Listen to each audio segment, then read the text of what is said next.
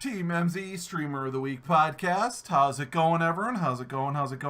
I see we've got a bunch of people already in chat, including Emmmmsie herself. How's it going, Emma? How's it going?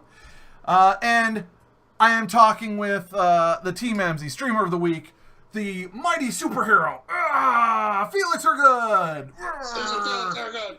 How's it going, Felix? It's talking. Hold on. I got the fucking stream talking. Hold on. Chat only. That's what I have to be on, right? Chat only. Hello, TeamEmmsie. Hello, world. How are you? This is FelixHergood of the Emergent Gamer Podcast. Felix. So I'm a few minutes late, and as you can see, it's just me hosting tonight. I'm sorry. You know what? I gave you the intro. Let me just real quick get this out of the way. I am Rhev.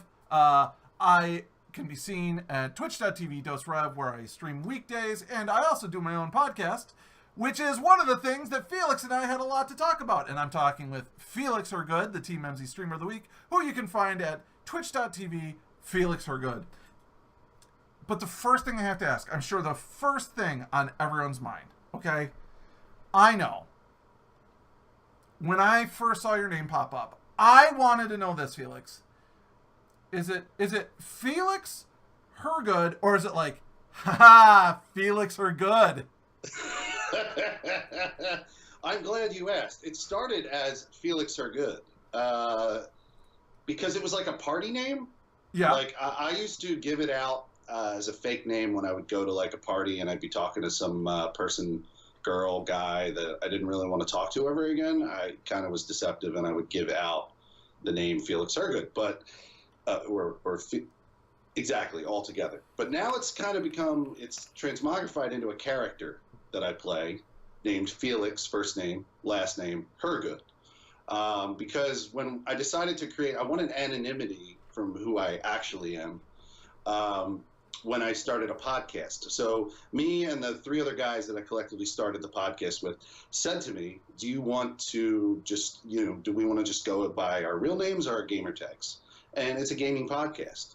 We are pseudo-intellectuals at the Emergent Gamer Podcast. We are pseudo-intellectuals who chat and talk games. I say pseudo because none of us are industry. We're not industry, We're not there yet, but we'd like to be one day. And one day we might be actual intellectuals that people go to listen to. Maybe we already are. I don't know. I think we have some fans out there. But the point is we wanted to keep that separate from our real lives. So we just went by our gamer tags. Yeah. And FelixHergood was my gamer tag on PlayStation. And then later on, I paid money. I paid Xbox money to change my gamer tag on my Xbox to FelixHergood as well. So now I'm FelixHergood on both. But yeah, it's kind of, it's dirty. It is. It's I was right in my assumption that there was sort of a little bit of a, a little bit of a dirty twist to the name. But yes, I think it was engendered as a dirty thing at a party when I was hammered on special kinds of gin or scotch or whatever I drank back in the day. I don't drink anymore, but I drank a lot then, and everyone thought it was hilarious. I also smoked a lot of cigarettes then, so I was a different human then. I also used to drink a lot, and I also used to smoke a lot. I don't smoke anymore, though. Yeah. Well, I actually, you talked about this last week, but I actually quit cold turkey. I smoked. I smoked a lot, and smoked weed, I smoked cigarettes, and so weed I stopped smoking in 2003, and then cigarettes I quit in 2007. So, and it was all cold turkey, not a single. Dude, that is so impressive to me. I can't even begin to tell you. Like Mark Twain has a little quote. He goes, "Quitting smoking is easy. I do it every single night." Yeah, exactly. I quit 3 or 4 times, and it never really stuck until these came along, and now I'm almost 3.5 years without a death stick. But, it's weird because sometimes people go like, oh, you get cancer and emphysema, and when you're 18, you're like, whatever, that's not going to happen to me. I wish someone had told me like, oh yeah, but if you smoke, you'll become a slave. Like, that's the worst part about smoking to me. Like, So the worst. Well, I was just gonna say the worst thing for me with cigarettes was I was fashioning myself as a writer at that time in life, and I still kind of am, but I'm more a streamer now than I am a writer. So I'm now saying when I meet somebody in public, I go, well, I love streaming video games. Back about 10 years ago, it was, oh, I'm a writer. And I was writing a lot of things. I was working on a book. I was working on short stories, all this kind of stuff. And I found that my biggest problem with cigarettes had to do with the fact that I couldn't focus on the writing. I would have to go out every 20 minutes, smoke a cigarette, and then come back in, and it would break my concentration when I was trying to focus on the writing. So that's why I really ultimately knuckled down and decided to quit one day. So we seem to have quite a bit in common. I don't know if you know this, but I actually do proofwriting and editing sort of as my real job. No, I didn't know that. Yeah. And I've done some ghostwriting, and I used to write for pleasure when I had time to do such a thing. And so it seems like it's kindred spirits here, buddy. Yeah, I'm working on I guess a science fiction / fantasy thing that I've been working on since 2009. It's like 300 pages in, and I've never finished it. Yeah, that's the kind of writer I am. But I did finish a collection of short stories. So I have a collection of short stories, but they're not science fiction or anything. They're just, all it is just me writing about hooking up. GoPoke says, SotW wrote Stephen King's It. No, but I read it when I was like 12, and it changed my life. What was the name of that? What was the name of that douche? Tucker Max. So my... Oh! No, hold on. Okay. The stories I wrote were like the nice guy Tucker Max. Still misogynistic to a degree, but not like to his extreme. Like I wasn't trying to lampoon or I wasn't trying to sour the memory of the people that I had hooked up with. I was just trying to acknowledge that this happened and it affected both parties, and that was it. Well, you know that that Tucker Max, like 90% of those stories were made up, right? Yeah, right. Like he started getting sued. He started getting all these lawsuits coming in, and he's like, "Look, I made up almost everything in that book," and that was pretty much the end of his career after that. Yeah, it was kind of like an inspiration. Like I picked his book up in a goddamn train station. I was like in Penn Station in New York. I was working production in television. I used to call myself, my nickname for myself at that time was Tri-State, because I wasn't sure what goddamn state I lived in.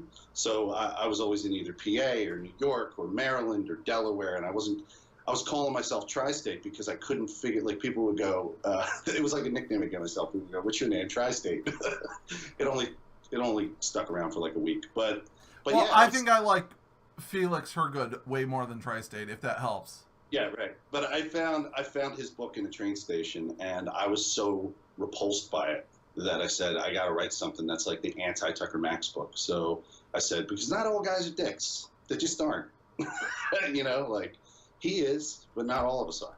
And yeah. he was becoming a mouthpiece for everyone like me. And I was like, I got to get in there, guy. I don't even want to talk about him, to be honest. If we can get back to something far more interesting, which is you. Moving on. Yes. Well, I mean, personally, I think you're a lot more interesting. So you said PA.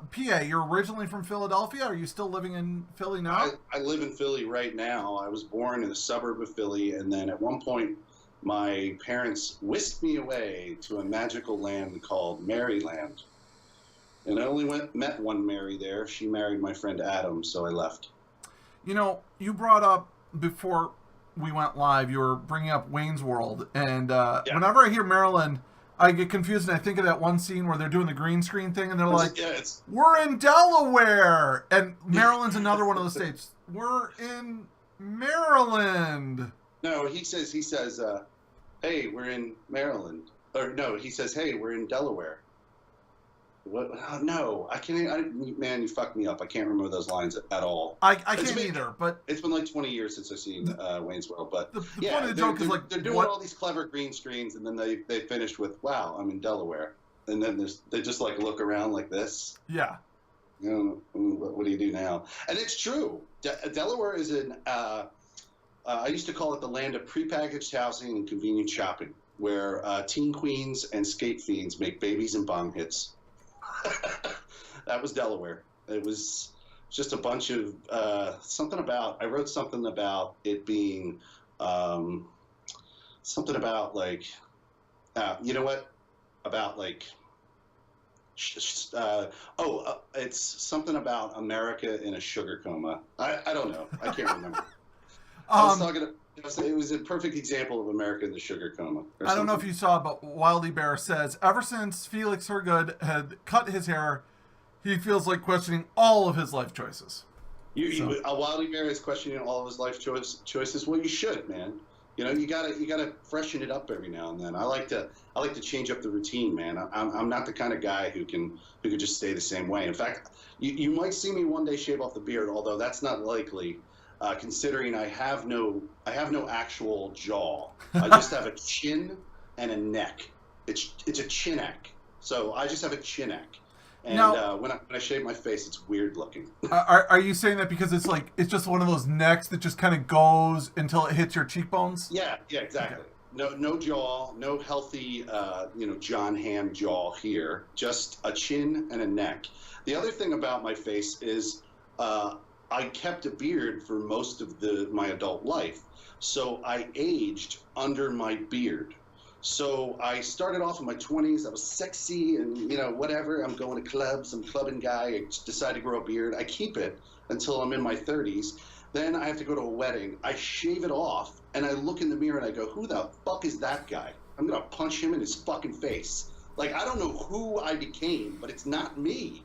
Like, I don't see who I was when I was in my 20s, so it freaks me out when I'm shaved. So fuck that dude in the mirror. I hate him. Dude, I feel you. I've said this before, but in my family growing up, my parents had a rule for all of their kids. No tattoos, no piercings, no facial hair until you're 18.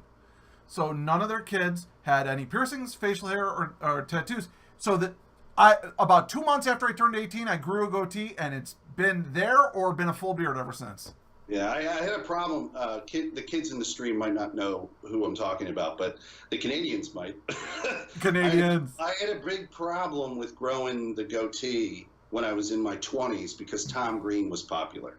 And if you go goatee on my face, I become fucking Tom Green.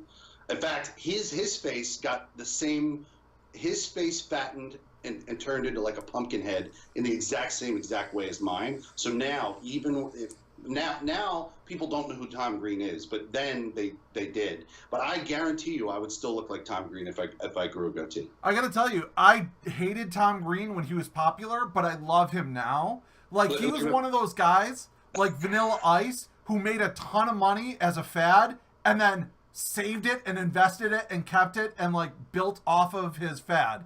The fucking Canadians in the chat are going nuts about me mentioning Tom Green. They're going apeshit. He's like their fucking hero. Oh yeah. You know what? And I'll bet there's some Americans who are just old enough to remember Tom Green. Like, I don't know why, but I have a feeling Crash Koic, who just crashed into the channel, I have a feeling he'll remember Tom Green. Yeah, I mean, he put his bum on a bunch of people. It was super awkward. Yes. I knew that he was done when he made that movie, Freddy Got Fingered. I was like, ooh. Yeah, do you realize that has reached cult classic status? Like, it's obsessed over. People love Freddy Got Fingered. Yeah. It's like their favorite thing. You should see the videos online. People doing homages to Freddy Got Fingered. It's nuts. But, yeah. Yeah. Canadians. See, I grew up in Buffalo, which is like 2 minutes across the border from Canada. Yeah, like, I know where it is. Yeah. Yeah, some people call Buffalo Toronto South, which we do not approve of. But, I know the Canadian culture fairly well. So I'm going to hit one or two of these questions just to try to keep it professional. Try to keep it somewhat on task. Actually, you know what? No, screw that. I did want to say, spoiler alert, I'm going to curse a lot in this stream. How fucking dare you? It's funny. We align, real quick before we get into questions, we align with a podcast called The Fireside Chats. If you're ever in my stream, you might meet Mr. Menti. He's the primary producer or he's one of the primary producers of the podcast. But I align with him, and because they do comic books, they feel that they have like a broad audience, and their audience might include kids. So when they're doing their podcast, they don't curse. So when I go over there, I have to like keep myself tight-lipped and not curse, and it's crazy how often it slips out. I don't even know when I'm cursing. I'm such a horrible human being, but I apologize ahead of time to anyone in the stream who's personally offended by my choice of words. True story. True story. I never used to curse. Before I met my wife, I was working as a special education teacher, preschool level, right? Yeah. You do not ever curse when you are literally thinking to yourself every minute, don't curse, don't curse, don't curse, don't curse. Like one time I said, damn it, and people got mad. You know what I mean? Well, I mean, when you're working in that particular sector, you don't want the kids to overhear it, because right. A lot of times, my sister's mentally handicapped. Yeah, but so then it carries over, so then you never do it when you're not at work also. Then I met my wife, who is the daughter of a truck driver. Oh. And yeah, now she was a bad influence. What can I say? But when I grew up, there were kids that I would meet who were friends with my sister. And if they heard like a word, they would just keep repeating it and repeating it and repeating it. They were on, they might have been on the spectrum or whatnot. So when they came over the house, I had to tighten the lips. I had to not curse as much because they would hear it, and then they take it back to their parents. And then my mom would be, "What did you say? What did you say? What the hell's wrong with you?" Yeah. Yep. I feel you. My whole thing about the whole cursing thing is you should speak what's in your heart and what's in your soul. So if you're, for example, you're playing PUBG and you're this close to getting your chicken dinner and you get it, how can you not curse? Like, you speak what's in your soul, you speak naturally, in my opinion. So I try to keep cursing down, but at the same time, I don't censor myself. I don't know if that makes any sense. Look at that potato finger typing. Wow, that was some terrible typing you just did. Yeah. Cell phones.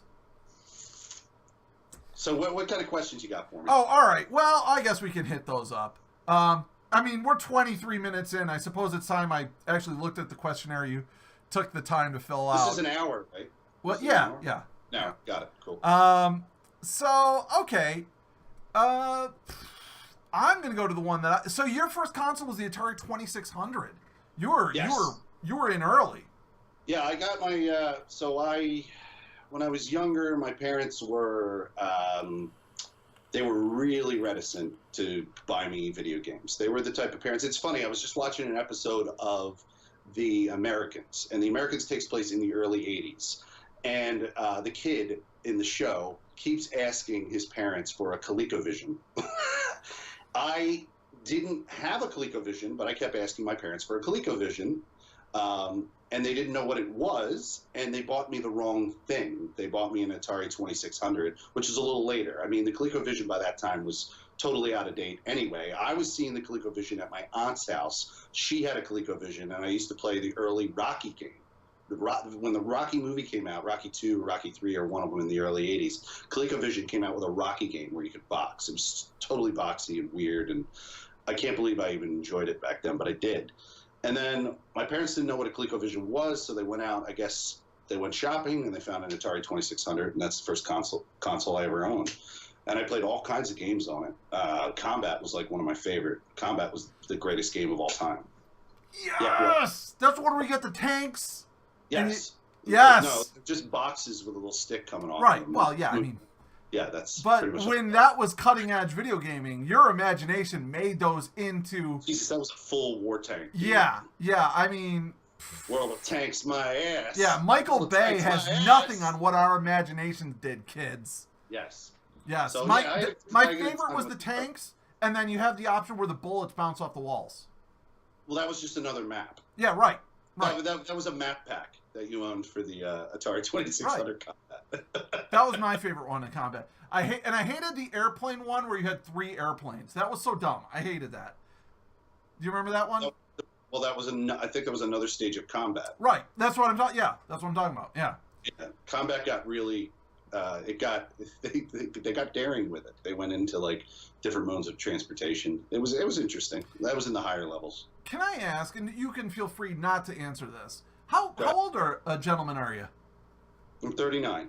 Oh, me too. Oh man, I was born in 1978. Ah, so you're Born in the 70s. Technically a millennial.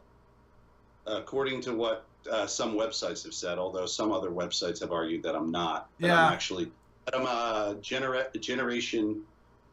What am I? I'm a generation something between X and Y. I don't even understand.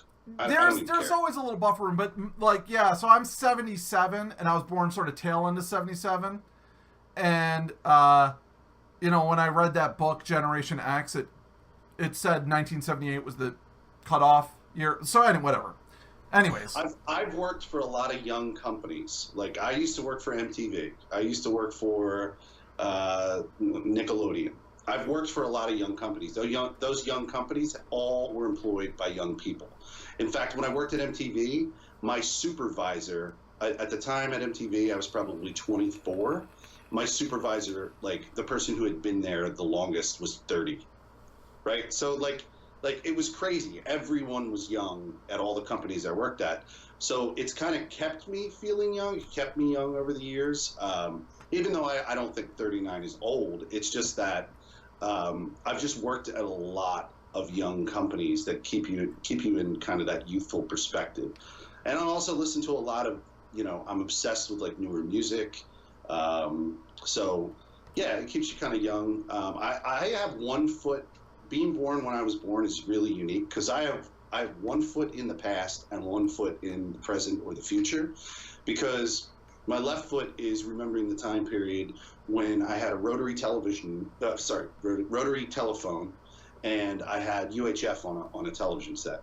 And then my right foot is in the future with an iPhone in my pocket and doing the streaming and having a ball with that.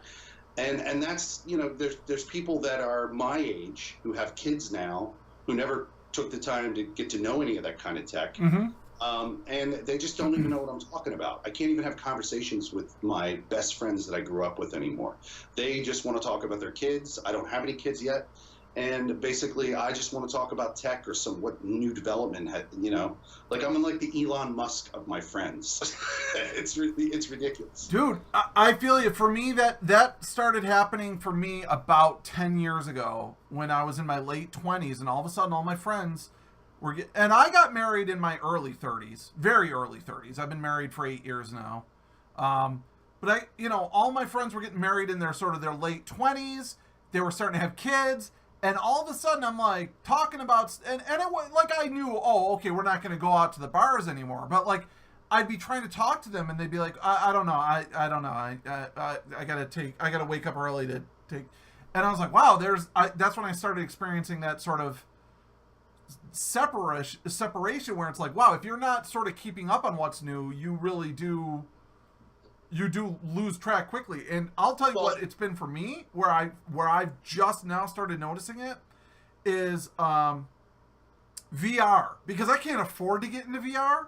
But I'll see some people streaming VR, and I'm like, I don't have any idea how that works. Like, I've never used any. Does that make sense? There's even people in the games industry that don't even really understand VR yet. I think it's really young, and I don't think they truly know how to apply it yet. I mean, or they don't know how they're going to apply it. It's going to have different types of application as we go into the future, and I just don't think that they've really mastered how to do it. Like two members of our gaming podcast had the fortunate chance to go to E3 in 2015. So the whole time you're at E3, you don't realize. So everyone thinks that E3 is like PAX, or TwitchCon, that you're going to get there and there's a bunch of fans. You're not. Okay, when you're at E3, if you get in the door, and this is even true with them claiming that they're selling tickets, they're not selling tickets. There's like they are selling tickets, but there's like, it's not a different type of ticket. There's 5,600, like 5,000 to 6,000, somewhere between 5,000 to 6,000 tickets that were given to companies that could be used for giveaways and things like that. E3 is a trade show. When Right. you go there, the only people that are there are industry people, voice actors, agents, like developers, you know, the producers of these games, movie people, people who work in the movie industry. That's all that's at E3 when you get there. When you walk through the walls, through the halls of E3, it's like it's like they're the gods of Olympus and you're a Greek. You're like a Greek walking through the halls of Olympus. And I had the opportunity. What was my point again? I lost my train of thought. Well, I mentioned VR. Oh, yeah. So I had the opportunity to go there, and I thought that I was going to make connections, but that wasn't going to happen. I'm just a Greek walking among the gods, right? So I go, and I finally get a chance to make a connection with somebody, to give a business card to one motherfucker. And it's a guy who's sitting with me at lunch, and he starts telling me something that blew my mind. He said, VR is such a new thing. Well, how would VR, he starts, like, I tell him I do a podcast. He's like, how would VR work with your podcast? And I'm like, I don't even know, dude. I'm just trying to eat my lunch here. And he goes, well, did you ever think about having a virtual podcast where everyone has an avatar and you're all just sitting in a virtual room, like talking around a virtual table? And I'm like, no. He's like, you should consider it, dude. It's super cool. Like there's like so many applications for VR that we haven't figured out yet, and it's just so young. I just can't wait. I'm excited for where it's going to go. Yeah, can't wait. Absolutely. And I was saying that, like, it's the one thing I know that I don't know. Even then, I can still sort of understand it, but I don't know. I don't know. Is there anything like that for you where you're like, there's something coming up, or there's something emergent I don't get? AR. Why you don't get reality? You don't get that? I get it, but I don't get it. I get it, but I don't get it. Like I get it. You know, like I understand you're going to apply something to the world around me. I get it. But at the same time, I don't know what that's going to look like for video games. What am I going to play my goddamn video game on my couch? Like literally on my couch? Is Mario going to be running on the couch? Well, I mean, I want Mario to run on the couch. I think that would be interesting for Mario to be jumping on my cushions. But like, I don't know where they're going to go with that. You know? See, I 100% understand what you're saying, and I think the fact that you went to Mario shows that you're not really connected. Because I do get AR. Didn't you ever try the Pokemon Go? I hate it. It forced me to leave my house. I don't want to leave my house. I couldn't find one damn Pokemon in my house. But that's it. That's the idea there, that, hey, we're going to get you to go out and experience these things that you have to be out in reality in order to play the video game. And I think Pokemon Go was a good sort of first step.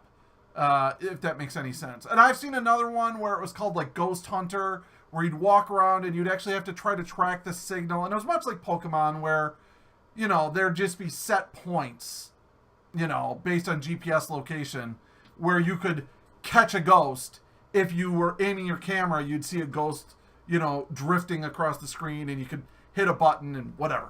I don't know. But yeah, I mean, it's that's interesting. I'm constantly trying to keep up with stuff, and the other thing is there's so much social media, and I always feel like I'm not quite up on what the hip one is. Like, my friends tried to get me on an Instagram and no, Snapchat, dude. I was like, not for me. No thanks. I'll stick with Twitter. It's just so temporary. It's just not. It's ephemeral. It's not something that stays. So I haven't figured out I figured out the purpose of it, to be ephemeral with it. Like those stupid things you put on your face, the filters and everything like that. That's fun for a funny ephemeral joke. You're going to make the joke happen, and then it's going to go away. But business needs to be permanent. Like, and in order to apply Snapchat, I need some kind of permanence, because people need to see the history of what I've been accomplishing with the business. So I haven't really figured out how to apply Snapchat, but one of these days, I guess I'll figure it out. Yeah. Where I make a story. I guess it works better when you're at a higher echelon of business. Like, I think TeamEmmsie uses Snapchat. I think they make a story. They've made a story for different events that they're going to do. And I've seen it at, like, you know, sporting events and like big conventions like PAX will have Snapchat stories that everyone in the whole convention can follow, and that makes sense to me. But on the local small time level, I haven't figured out why. Why do I do it? Why? Yeah. Well, you were mentioning Facebook earlier, and before we went live, and I said, oh, and I never even finished my story. I said, I know how to get around those spammers. Quit Facebook. That's what I did. Oh, no, that's not going to work. No, Yeah. Facebook, even though advertising and marketing in Facebook is dead, and that's solely because of them, they killed the ability for anyone grassroots to market, because when you post things to Facebook, no one sees them unless you pay for it. Right, so there's no point. You need a Facebook as like a foundation, but there really is no point until you're established somewhere else to point people to the Facebook. Yeah. Because no one's going to see it. Literally, I post our shows in Facebook. I'll post it in Facebook. No one will see it. Hey, did you see the show I posted? No, not at all. But on Twitter, like I'll have like 16 likes on a show, or 5 likes, or 20 likes, or whatever. I'm seeing people actually click, and I haven't paid a cent to Twitter, and that's beautiful. I've seen more growth with Twitter and TeamEmmsie and Twitch, and combining all of those elements together in the last 6 months than I saw in 4 years of doing any kind of social media through Facebook. Yeah. And Instagram just picked up the same business model. So if you think you're going to go and post pictures in Instagram and get any growth, you're not. You got to pay them money in order for your pictures to get looked at. It's all part of an algorithm, a clever thing that they just implemented a couple months ago. It's garbage. It's all garbage. Do you use YouTube grassroots at all? Well, YouTube is a whole other thing. I haven't even mastered that. I have a YouTube account. You can go find FelixHergood on YouTube. And for a while there, I monetized a shit ton of clips. I have like 300 or 400 clips, like an insane amount of clips, with virtually no one viewing them. Hopefully, maybe that'll change tonight when you all go and check out my. But the one thing you want to check out is there is a playlist of if you like to watch Destiny, there is a playlist of Felix strictly. I made a playlist where it was all my best. I made this playlist of all my best matches in Destiny PvP. And then I said, wait, that's not right. That's not the FelixHergood way. He's not going to show like just one side of the story. So I said, I need another playlist. There is a playlist that you can go to where every single match I lose. It's like a rage playlist where I lose PvP matches and I'm not doing well. Definitely, there's a lot of expletives in those.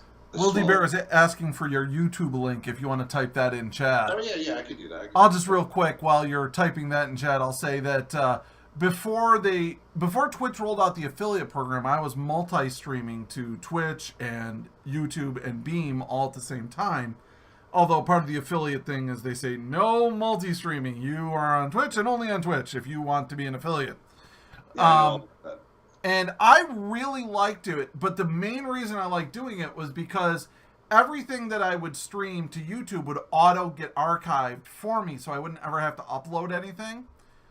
But I had so few people ever actually watching me on YouTube that once I had to make that choice of, well, do I want to keep multi-streaming or do I want to go for the affiliate, it was kind of an easy choice. So now my YouTube is literally just a place where I post like my podcasts, and that's it. Yeah, we want to move our podcast from. We're probably going to do this when we move it. We want to move our podcast from being just an audio podcast to being a Twitch show, like a Twitch podcast. But we don't.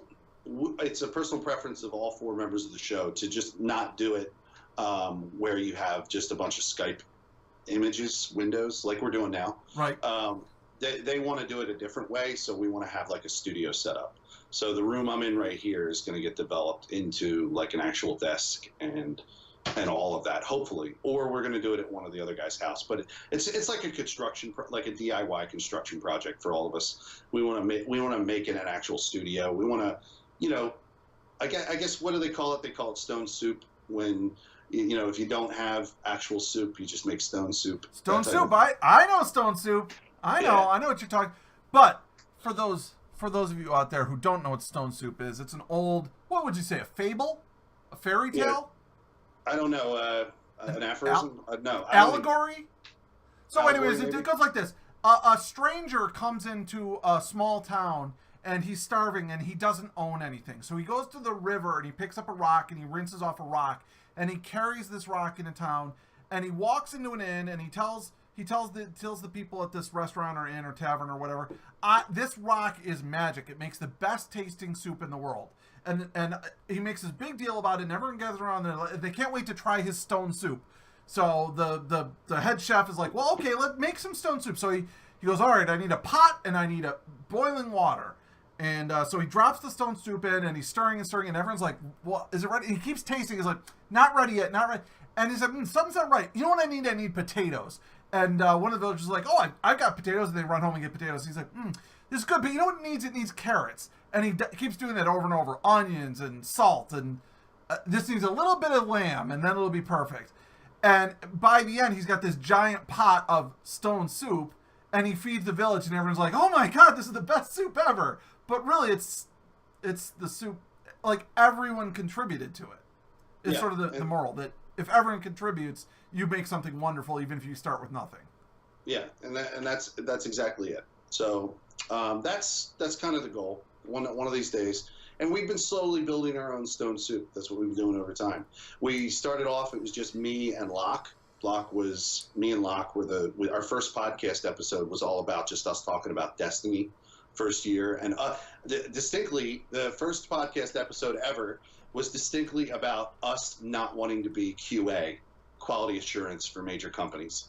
So our first episode is just us basically bitching back and forth about how Destiny was broken and there were parts in it that sucked, and how we felt like we were their quality assurance. Like they didn't want to hire quality assurance guys to actually test their own game, so they just tested on us. And we find that this is a trend with a lot of games, and we were pissed about it. So we didn't want to talk and work anymore about it. So we said, let's set up a podcast. I had an audio background.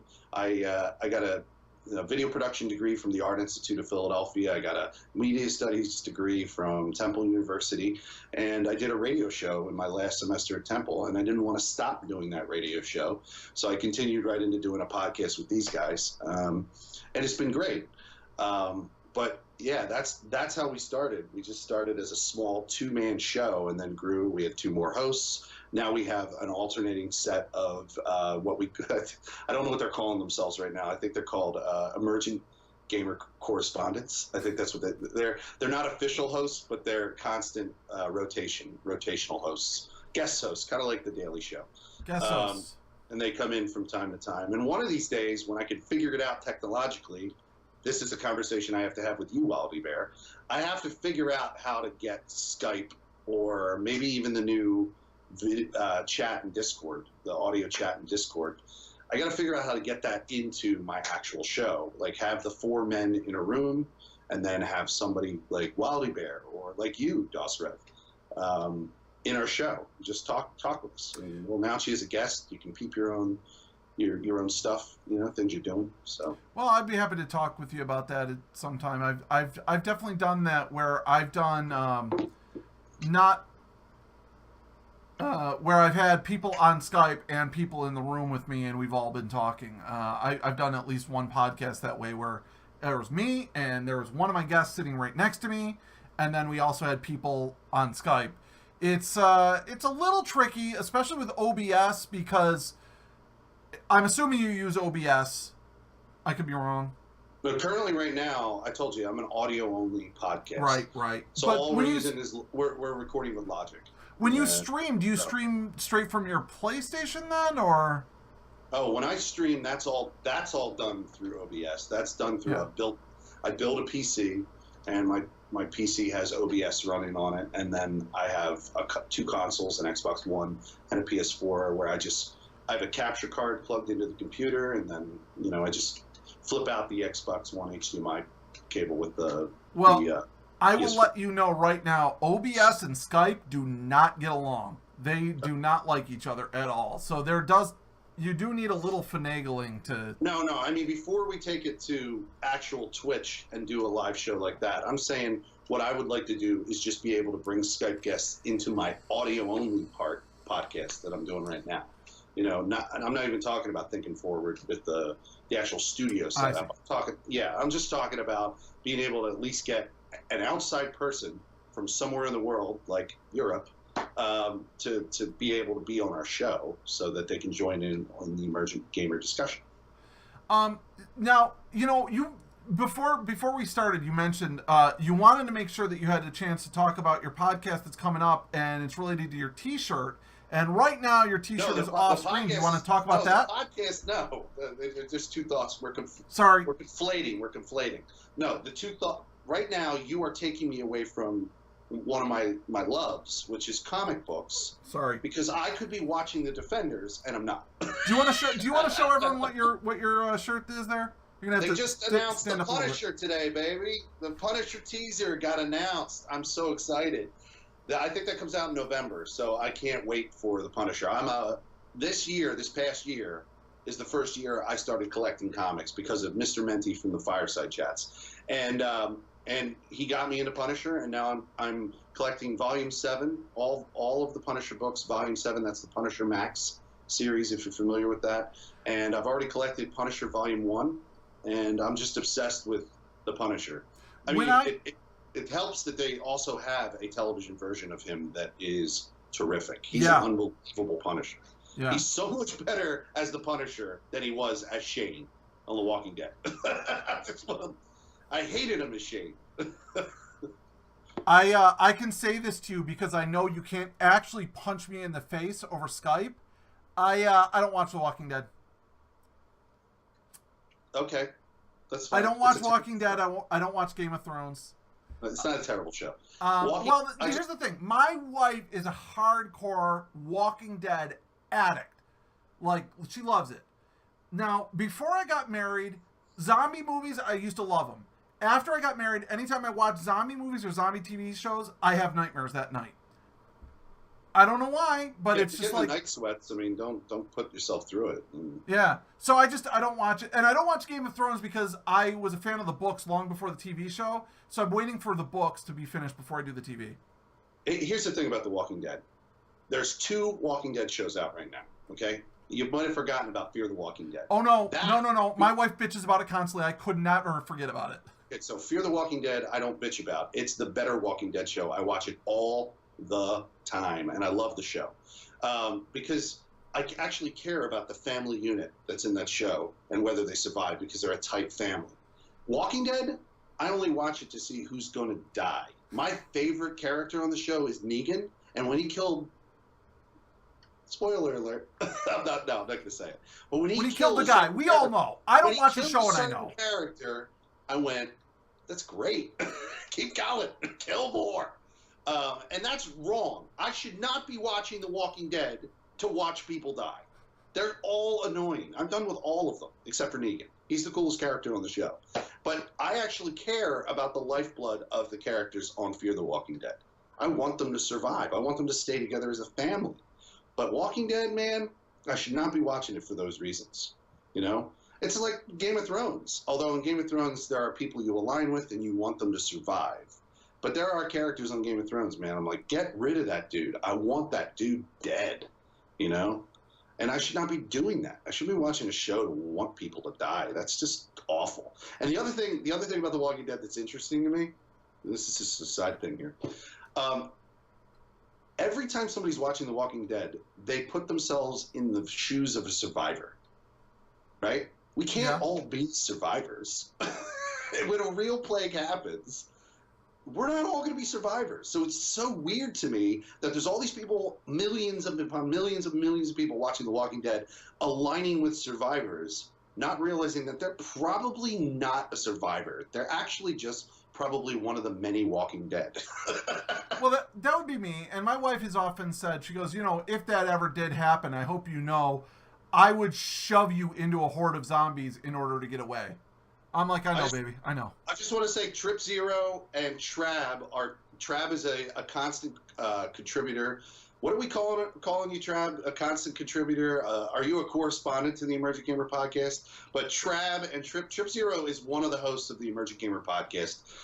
He's actually in the chat right now. And Trab is one of our constant correspondents, or But just write in the chat what you think you should call yourself, Trap. But there's a bunch. What's up, Trip and Trab? There's a bunch of episodes where you will hear Trab. Trip is one of our main hosts, but he's in California right now. And as I mentioned earlier, I don't technologically understand how to get Skype or anything into the show with the hardware I have. So Trip has not been on any episodes. I apologize for that, Trip, and I also apologize for spoiling Game of Thrones. I spoiled the last episode. I'm sorry. Fuck me. It was horrible. Oh, buddy. I didn't realize that when you like things on Twitter, it shows up in someone else's feed. I didn't know, Trip Zero. I didn't know. Fuck. I just think it was so funny because I was a fan of the books for so long, and I would always have people going like, "Oh, do you watch Game of Thrones?" I'd be like, "No, I don't watch Game of Thrones." They'd be like, "Oh, there was this great part where they were up in this castle and there was a..." And I'm like, "Yeah, I know, blah, blah, blah happened." And they're like, "Yeah, how'd you know if you don't watch?" I'm like, "I read the books." I went on Twitter and I tweeted something that didn't have a spoiler. I retweeted multiple things that didn't have a spoiler. Then I liked a post that had the worst spoiler ever, and it fucking randomly showed up in Trip Zero's feed, and he went ballistic on me. He's like, "We're in a fight right now, dude," on Twitter, and I'm like, "I'm sorry, dude. I'm so glad there's distance between us." So apparently your new nickname is going to be Felix Her Spoilers. Yeah, I kind of have a tendency to be dumb with technology and then spoil the fucking shit out of stuff. Sorry. I almost spoiled who Negan killed on Walking Dead. Just now. Just now. Although, I mean, in fairness, wasn't... Oh, a while ago, motherfuckers. That was a while ago. I just bit my lip. I've had this discussion. How long until spoilers are no longer spoilers, right? I've heard everything from... I'm watching The Americans right now. I'm second season of The Americans. I don't want anyone to spoil that. Yeah. I don't want to get spoiled on The Americans. I stay off of those websites. I don't fuck with any articles that are talking about, conceptually why they came up with The Americans or this season, why they're trying to complete this thing or whatever. I don't want to fucking talk about it, You know what's funny is being on the other side of it. I'm what Reddit refers to as a patient gamer. I love going back and playing games that came out 5 or 6 years ago. I just played through Witcher 3, and that's 2 years old. I literally just beat it on stream a few days ago. It was my first time ever playing it. It was a great game. I love that game. And I want to talk with everyone about it, and they're like, Witcher 3? Yeah, that was a great game 2 years ago. What are you talking about? Here's the thing. I don't really think... Some people feel strongly about this, but I don't feel like... I'm not bothered by video game spoilers at all. In fact, I'll watch parts... Trip Zero does not like video game spoilers. He'll come into my stream, and him and Crazy Peanut, another contributor that we have, he's on episode 134 of the Emergent Gamer Podcast. But Crazy Peanut and Trip Zero come into my stream, find out that I'm playing a part of a game that they haven't played yet, and they will fucking literally leave. They'll come into my chat. They'll go, "Hey, how you doing, dude? Oh, you're at that part? Okay, I'm out." Yeah. And they'll fucking piece right out of my stream, and I'm fine with that. I'm fine with that. I have 2 or 3 regulars who are in my stream every day from noon till 4 when I stream. They're there from before I start until the minute I end and host bomb another TeamEmmsie member. They are there. And if I'm playing Witcher that day, they're like, "See you tomorrow, peace," and they're out. And some of your most dedicated fans are just spoilers are a big thing. I did say that I couldn't be spoiled by video games, but I think I remember when Last of Us came out, I thought it was really important to not spoil the beginning of The Last of Us to people. I think it's really important for people to see The Last of Us beginning and not know what they're about ready to see. And that's probably true of this new game, Hellblade. So the new episode that we posted, 136, talks all about Hellblade. And those guys, I don't think they did a really good job dancing around actual plot points. So if you listen to our Hellblade episode, I don't think you're going to get spoiled. They just talked favorably about it, and they talked about mechanics, basically. They were just talking about mechanics the whole time. But that episode is our current one that I just posted in the chat a couple of minutes ago. So 136, that's 136 weeks. Just letting you know. Think about that. 136 weeks. That's impressive. I've been doing my personal podcast every Monday. And I realized, I'm like, ooh, I'm coming up on episode 50. And I'm like trying to think of something fun and special. What's that? Yeah, we kind of shit-canned Celebration. I think we tried to celebrate 50, didn't really do well at it. Then we got to 100 and just, like, I think we were all busy, and just didn't care. We didn't even celebrate it. Now we're past 100. I don't know. Are we going to celebrate 200 Trip Zero? I don't know. What are we going to do? Maybe. Well, if you don't, there's always 250, right? Yeah, there's always going to be 300 one day. I mean, that's the other thing. Like, I'm getting the impression that you and I are a lot alike in the sense that you just really, really love doing the podcast. Like, if I hadn't kind of gotten into podcasting, and I do the video right on Twitch, I might not even still be streaming. Like, I just love doing this. I just love talking to people this way. It's just so much fun. I haven't flipped. Like, I like them equally. Like, they both give me the same kind of juice. Like, I love doing the podcast because I vent. I'm able to vent about certain things. Although sometimes when we're doing the podcast and I vent, they gotta keep me on goddamn track because I'm Mr. Tangential. Like, I go completely off the rails sometimes talking about shit that's not even related to gaming. And Trip Zero in a bunch of our episodes, like, okay, dude, we gotta bring it back in. We gotta bring it back in, dude. We gotta bring it back in. But that gives me a chance to vent. The actual streaming is a whole other thing. The entertainer gets to be there. I get to entertain for a group of people, and I really get a buzz off that. That's a natural high, man. And I think I can align with somebody like Mark Anthony. Like I can get off on the. If you've ever seen that guy perform, he's just like he's kind of juiced up when he comes off stage. Like I worked a live show, the Paul Simon Gershwin Prize, where Paul Simon won an award. And I was backstage, and I was just working on the crew, and Mark Anthony's up on stage doing his, like, singing in the live event.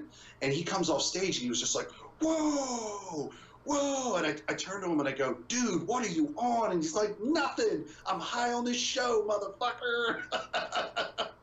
Yeah. I kind of get into it. I feel you. Listen, there was one thing on the questionnaire that I will be upset with myself if I don't talk about. Okay, so I think we've so far I've asked one question from the questionnaire, and that was about the Atari 2600. So we're gonna make it two because this question I wanted to ask you about. All right. Tell me about getting kicked in the stomach by Jennifer Garner. I put that on there because that was like, I just fed that to you. I was like, he's just going to talk about this because he knows. How can I not? It's like, what the fuck is this about? All right, so I don't know if you'd ever be able to find video of this. I have video of it. But back in the post-2000, post-2001, early like 2003 or 4, there was interstitial programming on Nickelodeon called Nick You Pick Live. What interstitial programming is the type of programming that you would see. Like, have you ever seen Dinner in a Movie? Dinner in the Movie is there's a host who's on like a set or a stage, and then they introduce a movie, then the movie plays, and when commercial breaks happen, you meet the host, and the host like tells you something about the characters or tells you something about whatever. Nick You Pick Live was interstitial programming for cartoons. What you had was two hosts who, when a cartoon would end, they'd lead it in and they'd take it out. And during that time, they would have guests. And at the time, Jennifer Garner was on Alias, and I was working on the production crew of Nick You Pick Live. And my normal job was actually just corral kids. I would walk kids to the bathroom. I would walk kids, make sure they were in their seats for when the show, because there was like a live kids studio audience. And I met all kinds of Nickelodeon celebrities at the time, like Amanda Bynes. She's not crazy, or she is now, but she wasn't crazy. She was actually really nice and gave me her lunch one day. She's actually for me, she was just a nice young girl who, I don't know, went batshit because of the media. But I met Drake and Josh. These are all Nickelodeon kids. I met lots of different kids. But anyway, they would also have A-list celebrities on the show. And at the time, Jennifer Garner was one of them. And they were doing a bit where she was supposed to kick she was supposed to fight either the Cow, which is a character on the show, a superhero guy called Pick Boy, who was a character on the show, and the third character on the show was made up for that day, and he was the Abominable Snowman. And the little small girl who worked in the prop department who was supposed to wear the costume got sick that day. And they said to me beforehand, they said, we don't think that the kids are going to pick the Abominable Snowman. So we think they're going to pick the characters they're familiar with. The Pick Boy was a regular on the show. The Cow was a regular on the show. And they said, don't worry about it, but we might need you to fill in the Abominable Snowman costume. And I said, okay, whatever. Just, you know, give me a holler if you need me or whatever. I'll be over here doing whatever I had to do that day. So, I was working in the prop department. I happened to be filling in for her. That's what it was. So 5 minutes before the goddamn bit was supposed to air, right? I'm just minding my own goddamn business in the prop room, and the stage manager comes in, and he goes, you're not going to fucking believe this. You're not going to believe this. They really want to fuck Jennifer Garner up. They pick the Abominable Snowman. I went, what? He's like, you got to squeeze in that fucking suit, dude. And I was like, all right. So that's it. I squeeze into this goddamn suit. I barely fit in it. It was designed for like a girl who was like 5'3". I'm like 6'1.5". So there was definitely like there was a top part and a bottom part, and there was definitely a break in the suit that I had to cover up. It was fucking weird. And I was kind of hunched over in it and everything. But, so in the bit, I'm supposed to go out. I was an Abominable Snowman with fucking boxing gloves on. And I was supposed to go out and do something. And in 5 minutes, I don't have that. I'm not wearing a helmet, but I'm wearing like the rest of the suit. And I walk up to the stage manager, and I go, what am I supposed to do? What am I supposed to do? He's like, this is your 15 minutes of fame, dude. He's like, you know how to act. React. And so I went out. And I just did like a Rocky thing. I was like doing this thing or whatever, and then the ding, ding, ding of the bell. And then sure enough, Jennifer Garner kicked me in the stomach. And then I reacted like with delay. It was like a 4.5 second delay where I just didn't know what to do. And then I just fell over, you know, well, not 4.5 seconds, it's probably like 1 second. But well, you know how it goes. It feels like forever to you, even though it's only, you know, right.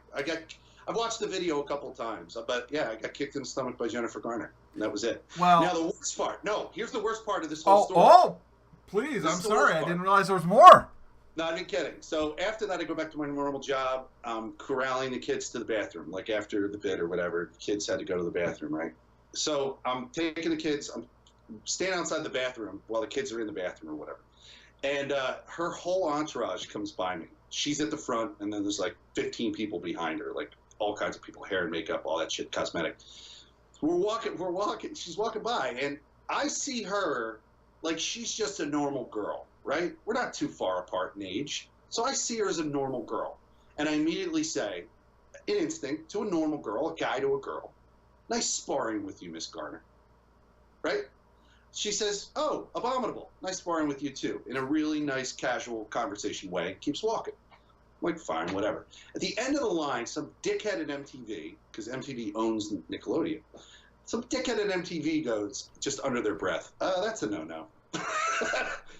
And I had to sit for 2.5 to 3 hours after work that day, fucking watching stupid, like, you're not supposed to talk to celebrities, the proper etiquette for celebrities fucking videos at MTV.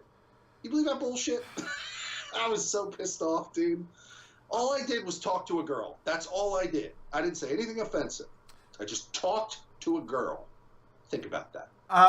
I'm not going to go into it because we are out of time, but I'll just say I served Mariah Carey a tofu dog once. Awesome. And she had her little entourage, and they didn't give me any hard time. And the little hot dog stand I was working at, owner didn't care that I said that, but whatever.